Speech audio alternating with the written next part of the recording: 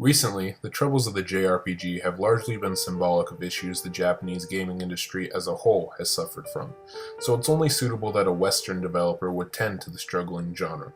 From the team responsible for Far Cry 3 comes Child of Light, an homage to the games that made JRPGs great in the first place, but one which is not blinded by nostalgia. Child of Light comes with a downloadable price tag of $15, and at such a cheap asking price, it's allotted room to alter the conventions.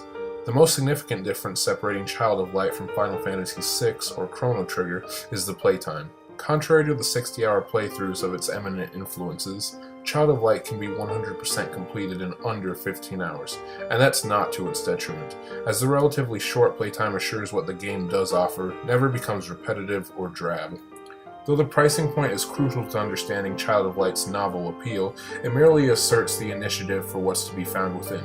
Using the UbiArt framework employed by both Rayman Origins and Rayman Legends, Child of Light achieves what the former two cannot, an intelligible and unvarnished beauty. Rayman is simply too frantic a platformer to assimilate the wonder of art, but the slow-paced escapade of an RPG offers ample opportunity for sightseeing. But similar to Rayman, Child of Light is not a top-down, free-roaming RPG, and instead, the overworld is traversed like a traditional 2D side-scroller. Still, the realm of Lemuria is spacious, with enough hidden alcoves and towns to enable the better RPG tropes and cater to the exploratory urges. And exploring is as entertaining as it is rewarding.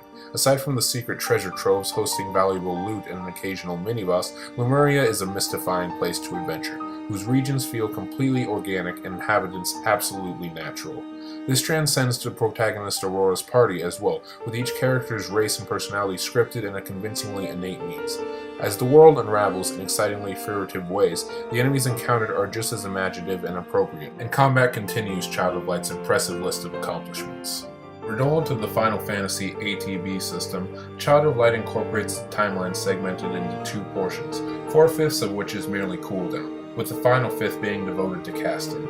If hit while casting, the recipient will become interrupted and sent back on the timeline. But what makes battle so dynamic in Child of Light is Aurora's fairy companion, Igniculus, whom is controlled in real time and can serve to distract enemies or as an emergency medic.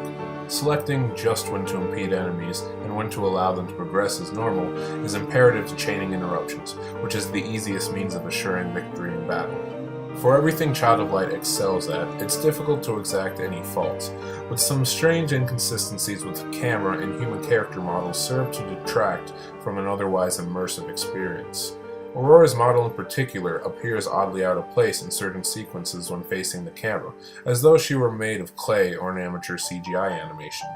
The story also can leave the impression of being slightly too cliché. Though it does entertain a swap of gender roles, at its core, it's very much a high fantasy story of swords and sorcery. Still, Child of Light is one of the best turn-based RPGs of the past decade. Its willingness to adapt conventions of the genre and mold a more accessible product illuminates a bright future.